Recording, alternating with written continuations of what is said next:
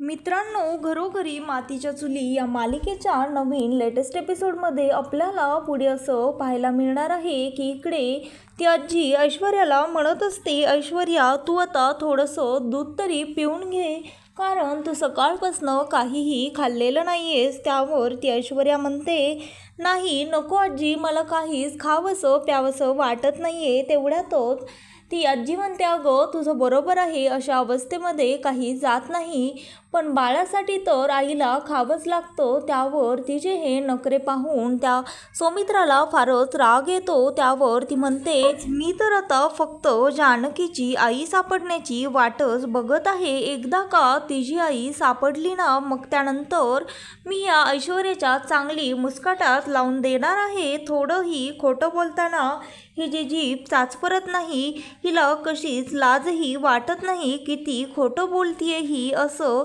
ती स्वतःच्या मनाशीच म्हणत असते. आणि त्यानंतर तेवढ्यातच तिथे जानकी आणि ऋषिकेश येतात. त्यावर आजी त्या ऋषिकेशला आणि जानकीला पाहून त्यांना विचारतात, काय मग तुम्ही आता चांगलीच बातमी आणली असेल अशी अपेक्षा करायला हरकत नाही.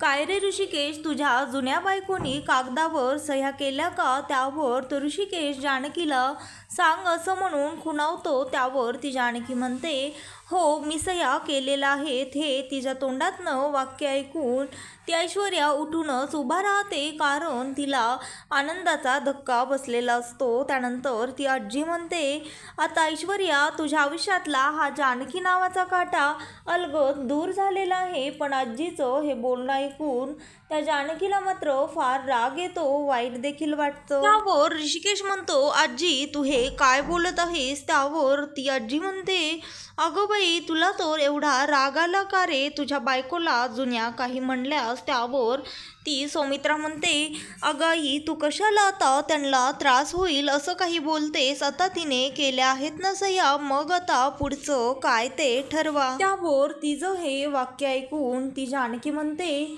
आता कोणीच काही ठरवू नका. ऐश्वर्या आता तू मला सांग की तू हे डिवोर्स पेपर कुठनं बनवून आणले आहेस? त्यावर ती म्हणते, कोणत्या जरी वकिलांकडनं बनवून आणले तरीही डिवोर्स पेपरवर जे असतं तेच आहे त्यात, आणि तुला कशाला गं हे सर्व कळायला हवं. त्यावर ती आजी म्हणते, बघा सौमित्रा, आता तुझी सून काहीतरी खुसपट काढत आहे, नंतर तुम्हाला बोलू नकोस. त्यानंतर तो ऋषिकेश म्हणतो, ऐश्वर्या आणि आजी आम्ही हे ह्याच्यासाठी विचारत आहोत कारण आम्हाला याचा फॉलोअप घेता आला पाहिजे. त्यावर ती ऐश्वर्या म्हणते, अहो त्याची काहीच गरज नाही आहे.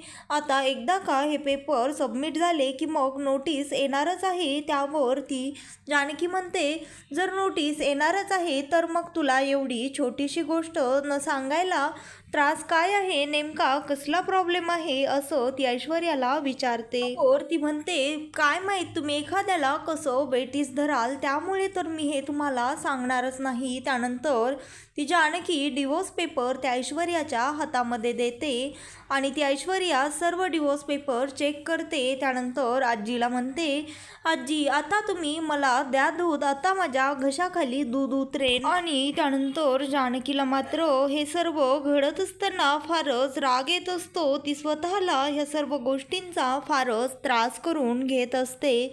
त्यावर ती ऐश्वर्या जानकीला म्हणते, अगं तू काय अशी खांबासारखी उभी आहेस? जा आता तयारीला लाग, शेवटी ह्या लग्नाची सर्व तयारी तर तुलाच करायची आहे, असं ती ऐश्वर्या त्या जानकीला म्हणते. त्यानंतर ती जानकी तिथनं निघून तिच्या रूममध्ये जाते आणि रडायला लागते आणि ऋषिकेश देखील तिथनं निघून जातो. त्यानंतर ती ऐश्वर्या त्या आजीला म्हणते, आजी आता खरंच मला माझ्या बाळाच्या आयुष्याची काहीही चिंता नाही. आणि त्यानंतर इकडे लताबाई त्या मायाला विचारत असते, माया काय गं, तुला काल रात्री कुठे गेली होतीस? मला ज्या वेळेस जाग आली त्यावेळेस तर तू तिथे नव्हतीस आणि मी इतर घरभरही सगळीकडे तुला तुला शोधलं पण तू कुठेही सापडली नाहीस. त्यावर ती सांगते मी खिडकीजवळ जाऊन रडत होते. त्यावर ती लताबाई त्या मायाला म्हणते काय ग, तुला तुझ्या आईवडिलांची आठवण येत होती का? त्यावर ती माया म्हणते हो ना, खरंच मला तर कळतच नाहीये त्या माणसांनी मला इथे का आणलं आहे आणि त्या माणसांना माझ्याकडनं काय हवं आहे असं ती त्या लताबाईंना विचारत असते. त्यावर ती लताबाई तिला म्हणते अगं तू असं विचार का करतेस, तू इथे का अडकली आहेस या विचारापेक्षा आपण इथनं कसं बाहेर पडायचं हा विचार तू करायला हवा. मला आता एक आयडिया आली आहे, आपण इथनं कसं बाहेर पडायचं. त्यावर ती म्हणते आता तुम्ही काय करणार आहोत. त्यावर ती म्हणते अगं इथनं बाहेर पडण्याबद्दल नाही तर आपण इथे का अडकलं असेल याबद्दल आपल्याला काहीतरी नक्कीच क्ल्यू मिळेल असं ती लताबाई त्या मायाला सांगत असते आणि तिला म्हणते त्यासाठी आपण एक काम करूया, तू मला तुझ्याबद्दल सांग, मी तुला माझ्याबद्दल सांगते. त्यावर ती माया म्हणते मी तुम्हाला सांगितलं ना, माझं कोणाबद्दलही वैर नाहीये, तरी देखील हे सर्व घडलेलं आहे. त्यावर ती लताबाई तिला म्हणते अगं तू काळजी करू नको, तू अगदी सहजच मला तुझ्याबद्दल सांगत आहेस असं समजून सांग. त्यावर ती म्हणते पण मला तर कळतच नाहीये, माझा भूतकाळ ऐकून तुम्हाला कसं काय बरं अंदाज लावता येईल. त्यानंतर ती म्हणते ठीक आहे आणि त्यानंतर ती सांगायला लागते. त्यानंतर ती म्हणते तसं काही नाही, माझे आई वडील आणि मी आम्ही इथे मुळशीतच राहायचो, माझा जन्म देखील इथेच झाला पण माझ्या वडिलांची बदली झाली म्हणून आम्ही मुंबईमध्ये गेलो आणि त्यानंतर खरं तर माझे आईवडील आता म्हातारे झाले आहेत आणि आता मीच घर चालवायचे, काम करून पैसे आणायचे. त्यावर ती लताबाई विचारते अगं मग तुझं कोणासोबत प्रेम वगैरे होतं, त्याच्यासोबत तुझे नंतर भांडण झाले असं काही आहे का? त्यावर ती म्हणते असं तर बिलकुलच नाही, कारण खरं तर मी फारच ब्राईट स्टुडंट होते, प्रेम वगैरे असल्या फांद्यामध्ये मी कधीही पडलेच नाही. त्यानंतर ती विचारते तू एकुलती एक आहेस का? त्यावर ती म्हणते हो. त्यावर ती लताबाई तिला विचारते तुम्ही श्रीमंत आहेत का? त्यावर ती म्हणते नाही असं काही नाही, आम्ही खाऊन पिऊन सुखी आहोत बस इतकंच. त्यावर ती म्हणते खरं तर तुझ्या भूतकाळामध्ये वावडं असं काहीच नाहीये. तर ती लताबाई त्या मायाला सांगते खरं तर मला आता असं वाटत आहे मी माझ्या लेकीच्या आयुष्यामध्ये येऊन तिची स्वप्नांची सर्व राख रांगोळी केलेली आहे, तिची एक जाव आहे ऐश्वर्या, मला खात्री आहे हे सर्व तिनेच केलं असणार. त्यानंतर इकडे ऋषिकेश सौमित्र अवंतिका आणि जानकीला विचारत असतो पण तो मास्क घातलेला माणूस आपल्या घरावर पाळत ठेवून का असेल. त्यावर ती जानकी म्हणते आता तरी आपलं घराचं वाईट चिंतणारी मात्र एकच व्यक्ती आहे आणि ती म्हणजे ऐश्वर्या. हा माणूस देखील नक्की तिचाच असेल, नक्की तिने आपल्यावर पैशाचा जोरावर वॉच ठेवायला त्या माणसाला लावलेलं असणार असं जानकी त्या ऋषिकेशला आणि सर्वांना सांगत असते. त्यावर अवंतिका म्हणते खरं तर वहिनी तुम्ही जे बोलत आहात ते अगदी बरोबरच आहे. त्यावर तो सौमित्र म्हणतो मला देखील हेच वाटतं. त्यावर जानकी म्हणते सारंग भाऊजींनी जो माणूस बघितला तोच माणूस ऐश्वर्याला मदत करत असेल. त्यावर सौमित्र म्हणतो वहिनी तू अगदी बरोबर बोलत आहेस, कारण त्यामुळेच तो बिना नंबर प्लेट असलेली गाडी घेऊन वावरत आहे. तर तो सौमित्र जानकीला सांगतो जर खरंच ऐश्वर्या सांगत आहे त्याप्रमाणे लता काकू जर ऐश्वर्याच्या ताब्यात असतील तर त्या दोघांशी त्या माणसाचा देखील नक्कीच संबंध असेल. त्यावर ती जानकी म्हणते हो मलाही हेच वाटतं, तुम्ही सांगा ऋषिकेश तुम्ही पोलीस स्टेशनला गेला होतात ना, तिथे काही तुम्हाला कळालं का? काय म्हणले इन्स्पेक्टर? और तो म्हणतो नाही आणखीन तरी त्यांना काहीच माहिती भेटलेली नाहीये, पण तू काळजी करू नको, लवकरच आपल्याला काही ना काहीतरी सुराग सापडेल. त्यावर तो म्हणतो अरे दादा मला तर असं वाटत आहे जसं इन्स्पेक्टर म्हणाले तसं तर त्या माणसांनी केलं नसेल ना, लता काकूंना ठेवण्याची जागा त्यांनी बदलली तर नसेल ना असं तो त्या ऋषिकेशला म्हणत असतो. त्यावर तो म्हणतो कारण दादा तूच बघ ना, आता आपण येता येता मुळशीतले 2-3 कन्स्ट्रक्शन लवर सुद्धा जाऊ जाऊन आलो, पण तिथे देखील आपल्या हाती काहीच लागलं नाही. त्यावर ती जानकी हे ऐकून रडायला लागते आणि म्हणते, असं जर झालं ना तर खरंच ऋषिकेश सगळी गडबडच होईल. तुमचं जर आता ऐश्वर्याशी लग्न झालं तरच आई कुठे आहे ही मला ह्याचा शोध लागेल. पण आता एक नातं सापडण्यासाठी जपण्यासाठी मी दुसरं नातं नाही गमावू शकत, असं म्हणून ती जानकी रडायला लागते आणि स्वतःला या गोष्टीचा त्रास करून घ्यायला लागते. और ती म्हणते, अगं वहिनी तू जरा पॉझिटिव्ह विचार कर ना, असं काहीही घडणार नाहीये आणि तसंही हे लग्न जरी झालं तरीही हे व्हॅलिड धरलं जाणार नाहीये, कारण तुम्ही त्या डिवोर्स पेपरवरती खोट्या साईन केलेल्या आहेत, असं तो सौमित्र त्या जानकीला सांगत असतो. तर ती अवंतिका म्हणते, हो सौमी जे म्हणत आहे ते अगदी बरोबर आहे. जरी वर्स्ट केस म्हणून हे कन्सिडर केलं तरी देखील आपण त्या ऐश्वर्याला सांगू शकतो फाईल केलेला डिवोर्स आम्हाला विथड्रॉ करायचा आहे, असं ती त्या जानकीला सांगत असते. तिला समजावून सांगण्याचा प्रयत्न करत असते, कारण ती जानकी रडून स्वतःला त्रास करून घेत असते. तर तो ऋषिकेश त्या जानकीला शांत करण्याचा प्रयत्न करतो आणि तिला म्हणतो, आपण यातनं दुसरा मार्ग काहीतरी नक्की शोधून काढू. तुझ्या मनात जे आहे ते कधीही घडणार नाही. तू आता उगाचच काळजी करू नकोस आणि तुझी आई देखील लवकरच आपल्याला सापडेल. त्यानंतर तो ऋषिकेश म्हणतो, असं असू शकतं तो मास्क घातलेला माणूस आपल्यावर पाळत ठेवून असेल. त्यावर ती अवंतिका म्हणते, त्याने आपल्यापर्यंत पोहोचण्याआधी आपणच जर त्याच्यापर्यंत पोहोचलो तर. त्यावर तो ऋषिकेश म्हणतो, अवंतिका ते एवढं सोपं नाहीये. त्यावर तो म्हणतो, तो माणूस अगदी चालाकीने सर्व गोष्टी करत आहे, आपल्याला त्याच्या एक पाऊल पुढं राहायला हवं. त्यावर सौमित्र म्हणतो, त्या ऐश्वर्याने घरामध्ये लग्नाची तयारी सुरू केलेली आहे आणि हे सर्व कार्यक्रम घरामध्ये सुरू असताना हे सर्व शक्य कसं आहे. त्यावर तो म्हणतो, आपल्याला हे जमवावंच लागेल जानकीसाठी. तर इकडे त्या ऐश्वर्याने गुरुजींना बोलावून घेतलेलं असतं. त्यावर ती म्हणते, गुरुजी सगळ्यात लवकरात लवकरचा मुहूर्त कोणता आहे तो सांगा. त्यावर ते गुरुजी म्हणतात, 2 दिवसानंतरचा मुहूर्त सर्वात शुभ आहे. त्यावर ती म्हणते, चांगलंच आहे की मग, म्हणजे आपल्याला सगळं अगदी रीतसर करता येईल, मेहंदी, हळद, संगीत, लग्न. त्यावर आजी म्हणते, हो बरोबर आहे ऐश्वर्या तुझं, आपण अगदी सर्व काही थाटामाटामध्ये करूया. त्यावर इकडे सौमित्रा स्वतःच्या मनाशीच विचार करत असते, स्वतःचा नवरा गेल्याचा दुःख तर ह्या बाईला बिलकुलही नाहीये आणि भावल्यावर चढण्याच्या गोष्टी ही बाई करत आहे. खरंच ही किती नीच आहे, असं ती स्वतःच्या मनाशीच विचार करत असते. और ती ऐश्वर्या सौमित्राला म्हणते, आई तुम्ही सांगा ना तुम्हाला काय वाटतं. त्यावर आजी म्हणते, अगं तू तिला काय विचारतेस, ती थोडीच तुझ्या सुखाच्या आड येणार आहे, तिला तर हे सर्व मान्यच आहे, हो की नाही सौमित्रा, असं ती आजी सौमित्राला म्हणते. आणि त्यानंतर तेवढ्यातच तिथे जानकी आणि ऋषिकेश देखील येतात. त्यानंतर ऋषिकेश आणि जानकी तिथे आलेले आहेत हे पाहून ती जानकीला आणि ऋषिकेशला सांगते, बरं झालं तुम्ही आलात ऋषिकेश, 2 दिवसांनीच आपल्या लग्नाचा मुहूर्त देखील निघला आहे. त्यावर त्या जानकीला मात्र ऐश्वर्याचा फारच राग येतो. त्यावर तो ऋषिकेश ऐश्वर्याला म्हणतो, एवढ्या लवकरचा काढण्याची काही गरज नाहीये, एवढी घाई करण्याची. त्यावर ती ऐश्वर्या म्हणते, कसं बरं तुम्ही असं बोलता, आता घाई तर आपल्याला करावीच लागेल, कारण तसा दुसरा कोणताही पर्याय आपल्याकडे नाहीये.